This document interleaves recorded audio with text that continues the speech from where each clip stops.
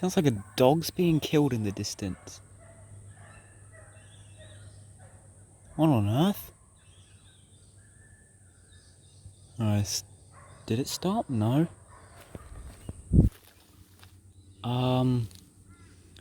Should I be concerned about that? Maybe? Alright, here today I'm discussing well, if you've seen the previous videos, you know what I've talked about, and in the last one I said I was going to get a blood test. Health anxiety, all that crap. I got the blood test this morning. They missed the first jab in my arm, so that was lovely. But we got the second one in the left. I'm not too sure when I'm getting my results. In the meantime, I've just been working on trying to not think I'm dying of the big C, if you know what I mean. But yeah, they are looking specifically for that in the blood test. I have talked with the doctor about that. That's what they are looking for. So hopefully, if that were to be there, let's hope it isn't, that they were to find it if it were to be there.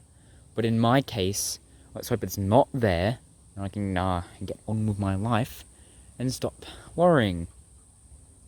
And today, I'm going to be talking about some of my health anxiety symptoms that I have come across myself. Don't mind the giant toast mask, but kind of talk about them. So let's start off with my head, and we'll work our way down the body as we do. Now, head. At the very top of my head, I get headaches. Like a band is like wrapped around my head. I get like a sensation like that, or like my head's just being like squeezed together. I get very sore, dry eyes. Jaw pain. Oh, I hate that one. Some days that's so bad I feel like I can't eat or move it or anything. Another one is teeth pain, because from like crushing the teeth together from the tension, all the tension, and that builds from being stressed over and over. It squeezes the teeth together, really makes them hurt, which is the same reason of the jaw. Now, I also have had throat pain, like dry, sore throat, neck pain, neck stiffness, feeling like I can't turn my neck. I still get it even now. I had it yesterday really bad, the worst yet. And I'm like, oh no, this is it. This is finally it. I'm gonna die. And today, I feel completely fine. Today's topic is back pain. That's what I've been dealing with today. Now moving downwards, I get chest pain. This ranges from just sometimes a dull ache, a constant like sharp, stabby kind of pain that can last an hour or more in like the left or right. Armpit pain, which is like in here up around the arm. Left arm pain was the pain that really kick-started all of the anxiety and all that good stuff. It went numb, it had pains all going up it, burning sensations, tingling, like pins and needles, like little pins are just going. This has happened in the right side, but not as bad, doesn't last as long, and I believe this to be because I have it in my head that my right side gets pain less than the left, and that's what happens. Health anxiety is weird, and you can think up some weird stuff that tends to happen if you believe it enough. Another one I had, stomach pain, all here, more noticeably down the lower left quadrant here.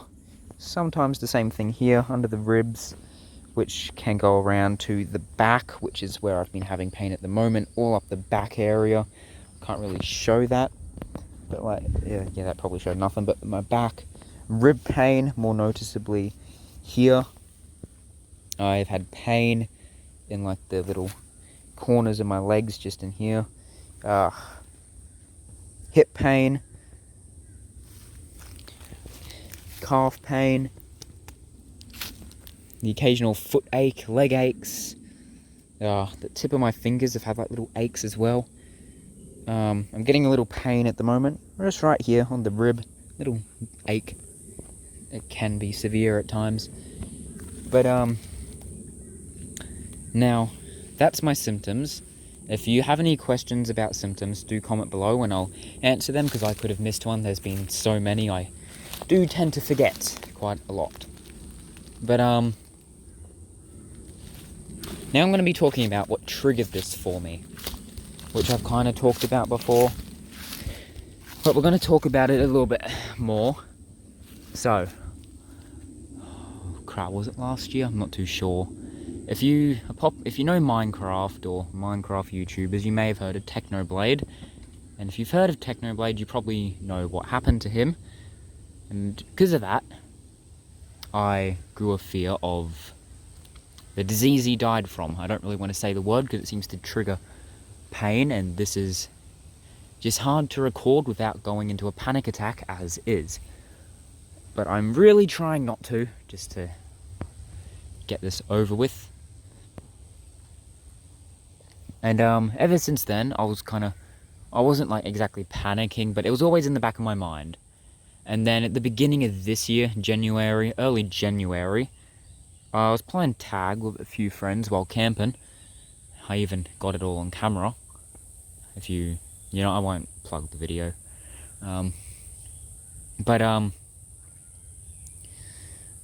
Yeah, I noticed this massive lump. It's right, here. It's still there. Big old lump right there.